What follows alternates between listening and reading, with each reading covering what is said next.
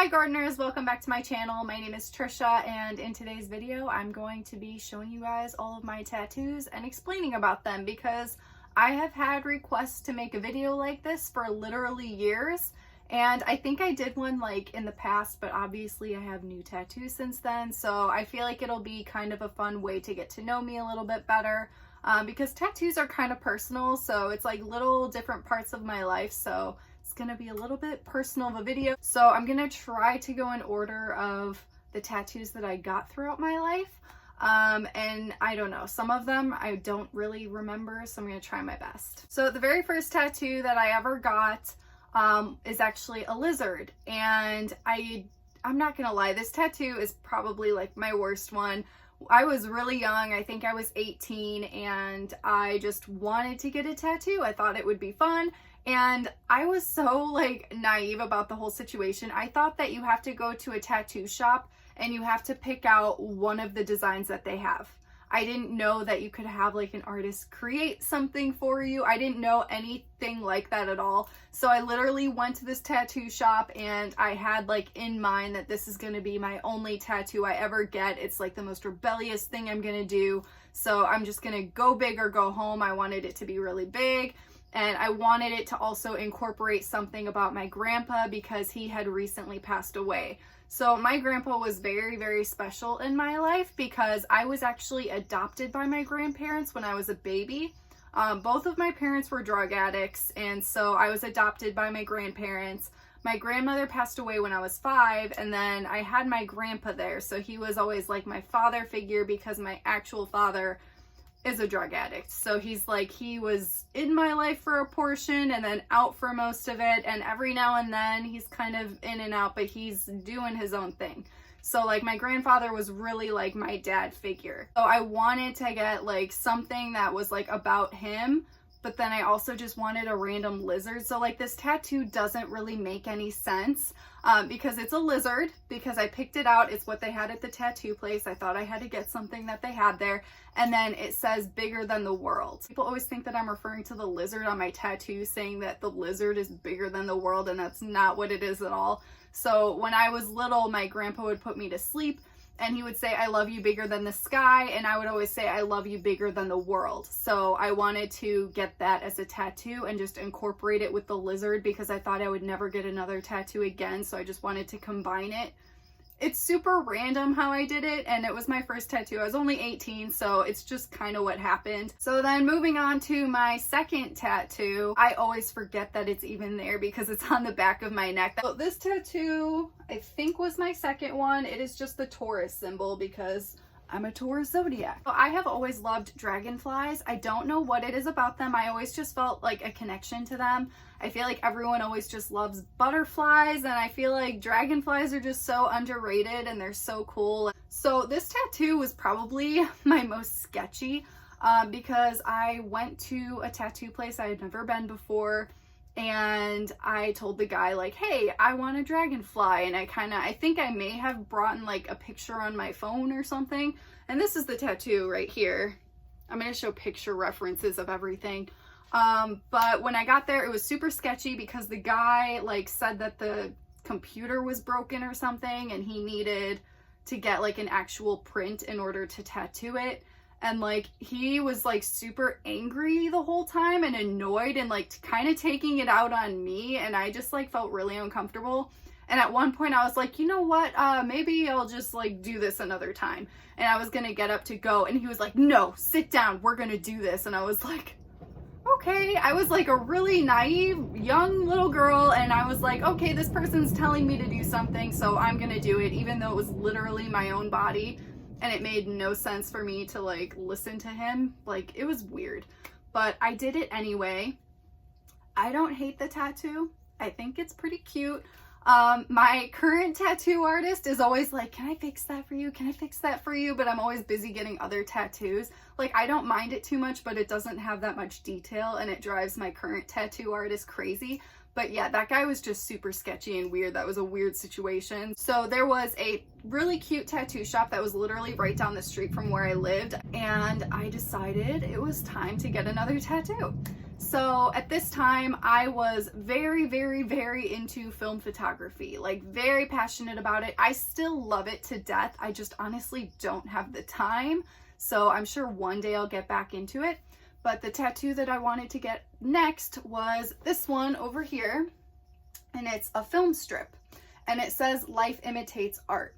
So everyone always thinks that I'm referring to the Lana Del Rey line, which I love Lana Del Rey. I completely love her music, but this tattoo was not supposed to be like just about that. That line actually more so reminds me of my favorite photographer, which is Sally Mann. I remember watching this documentary on her, and she was explaining how when she was a child, what really got her into photography was just life in general, and just like paying attention to life and the little moments that you catch where it just seems like art. And that's how you create art, is just like finding the art in the simple things that just occur in life naturally. And that was really inspiring to me, because that is how I created my own art as well. I just like to find those little moments in life that just seemed artistic and then create art out of it. So that is pretty much what I was thinking when I got that tattoo, not just like a Lana Del Rey line. I went back to the same place, and that is where I met Sue Houston, who is my current tattoo artist. Once I had a tattoo from her, I just never went to anyone else again, and I refused to, because I just love her work so much. So the first time I met her was when I went back to that place that was right by where I was living, and I decided to get a fern tattoo, which is this one right here. And there's not really a deep personal story for it. I just really like ferns. I think that they're gorgeous, and I thought it would be cool to get a tattoo of one. And then I decided to go back for more because I love her work so much. I believe what I got next was the turtle skeleton. So turtle skeleton, pretty much, I am obsessed with turtles, and I think that their anatomy is so interesting and so cool, and I love seeing their skeletons. So that is why I got the turtle skeleton. So then I think the next one I got after that was this crocodile with the flowers. And this one was actually a stunning design from my favorite artist on Instagram, V Steiner.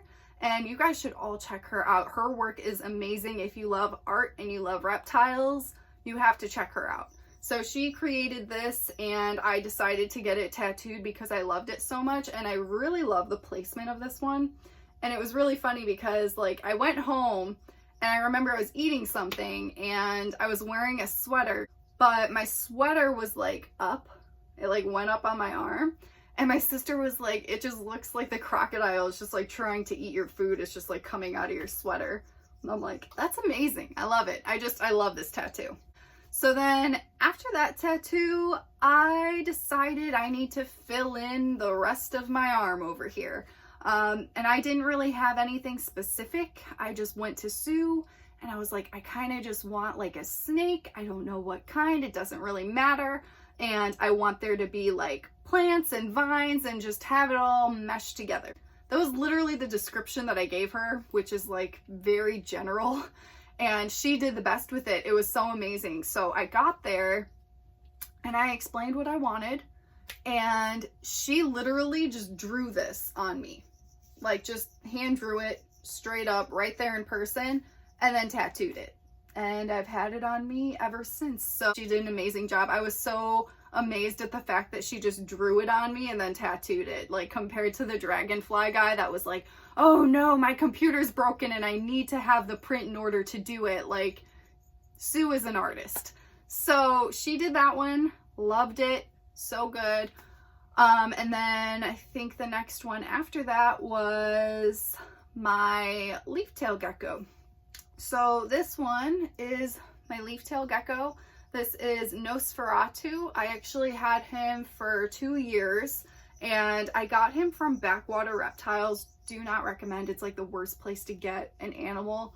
But I only had him for 2 years. I have no idea how old he even was when I got him.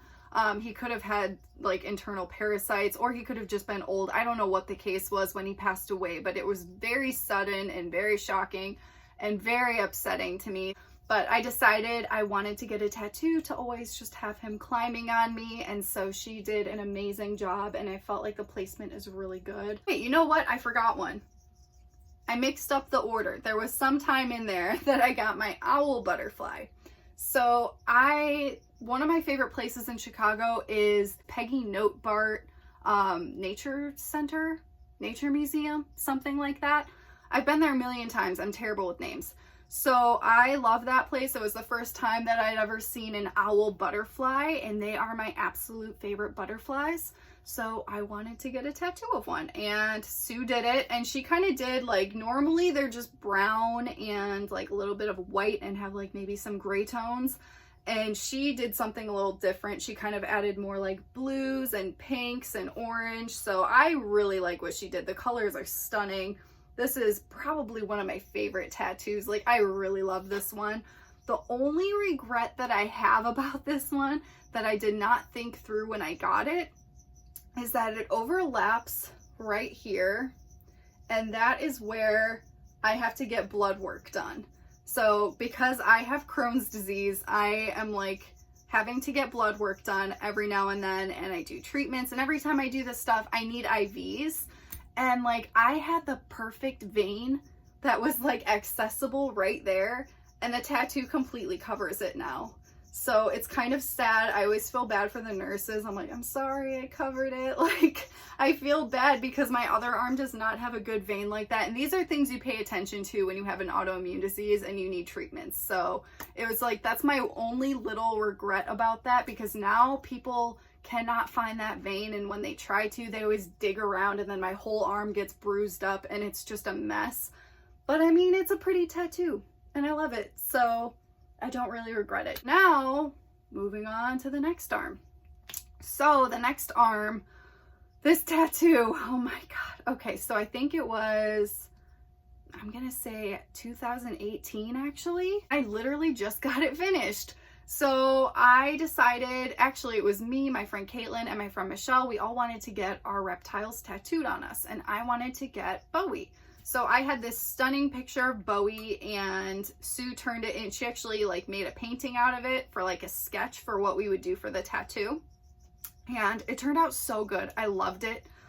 So she did that. So what happened was I went to get my tattoo. What I did was I did all black and white the first day. It was like a 4-hour thing. And the thing is, when you have an autoimmune disease, everyone gets affected differently, but when you get tattoos, it is really hard on your immune system.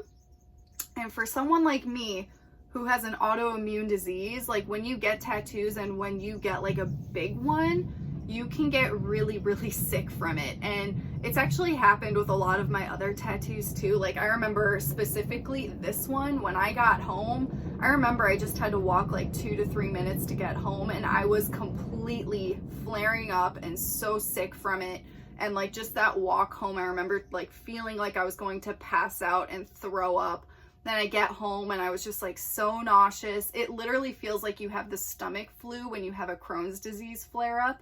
And like you get the body shakes, you get a fever, you have like level 10 nausea. Like it is the absolute worst.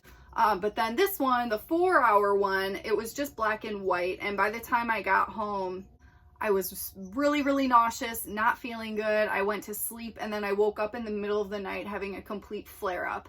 So my body was not happy with this tattoo at all. But then Sue actually moved to New York, so she wasn't here anymore. So that's why it took years to finish this tattoo, because she would come in and visit, and I had to do it in increments because I get so sick. So the next increment that she did was she colored Bowie in, and then like a year after that, she finally came back and colored in all of the leaves, and now everything is finally finished. I love this tattoo. It's so, so stunning. It turned out so great. It just took so long to get there, and I was flaring up after getting it done.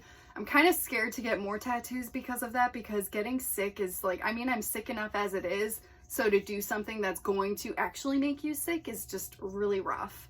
So my final tattoo, my most recent one after that, literally a month after finishing this one, I got my Bamba tattoo in one day. I love this tattoo. It's probably my favorite tattoo because losing Bambo was really, really hard for me, and it is so nice to look down and just see his face and just remember his legacy every single day, and it really motivates me to just work more with chameleons and spread more chameleon knowledge and information and education to other people. So it just really, really motivates me, and it just makes me feel so happy to look down and see him. So I love this tattoo. So I don't know what I'm gonna get next. I'm a little nervous because I got really, really, really sick from the Banba tattoo too, but I love having all of this art on my body, so it is worth it. But I'm sure I'll get more in the future. I just don't really know what I'm gonna get. I don't have like set plans. If you guys have any ideas, go ahead and leave it in the comments. So yeah, those are all of my tattoos.